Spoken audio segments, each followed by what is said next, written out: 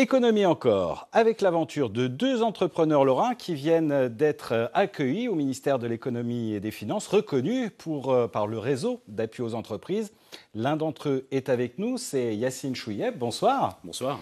Alors, on vous a vu hier soir dans un reportage sur France 3 Lorraine avec votre entreprise qui s'appelle Laminka. Laminka, l'objet de cette entreprise, c'est de vendre sur Internet des produits et accessoires pratiques, sympas, pour en fait les personnes à mobilité réduite. C'est en fait de la customisation de chaises roulantes, mais aussi en fait de cannes, bref, beaucoup d'accessoires. D'où vous est venue cette curieuse idée de customiser tous ces objets ? Vous l'avez dit, on est deux associés sur Laminka et mon partenaire est ergothérapeute de formation. Et durant sa carrière, il travaillait auprès de personnes handicapées qui lui faisaient régulièrement des demandes de produits sympas, autres que les produits purement médicaux. Et on avait l'habitude de boire un verre le vendredi en se racontant un peu nos vies et on s'est dit qu'il y avait certainement des choses à trouver puisque lui, il ne les trouvait pas.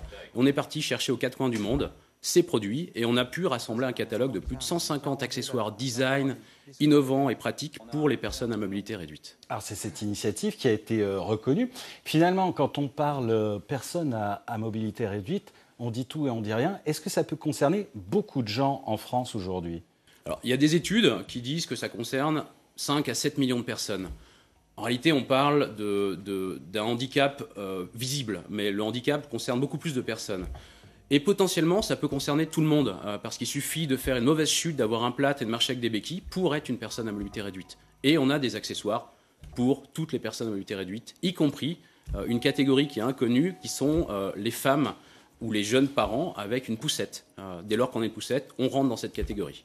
Alors, on a vu quelques images, en fait, les produits sont assez sympas. Est-ce que c'est une manière aussi de lutter contre son handicap que d'essayer finalement d'avoir des produits assez fun avec soi ? Alors plus que lutter contre le handicap, c'est vivre avec le handicap. Vivre quand on est handicapé, mais aussi vivre dans une société qui, parfois, a un regard un peu limité sur le handicap, qui ne connaît pas bien ce que c'est. Et à travers nos produits, on permet d'élargir un peu le champ de perception des personnes valides et des personnes handicapées. Alors l'avenir de la société aujourd'hui, c'est quoi ? Alors bien entendu, on démarre, on est une toute jeune entreprise, donc l'objectif c'est bien entendu de rentabiliser et de pérenniser notre entreprise.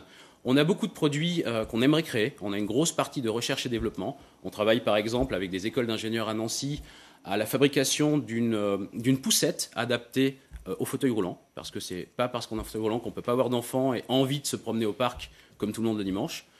Donc créer des produits et grandir, embaucher du monde et être reconnu au niveau national. Allez, en deux mots, parce que je trouve que l'appellation est très symbolique, Laminka, ça veut dire quoi ? Laminka, c'est issu d'une tradition sud-américaine qui veut dire travail collectif pour un objectif commun. Clairement, dans notre projet, on met ensemble, on met en commun toutes les bonnes énergies pour permettre de déstigmatiser le handicap.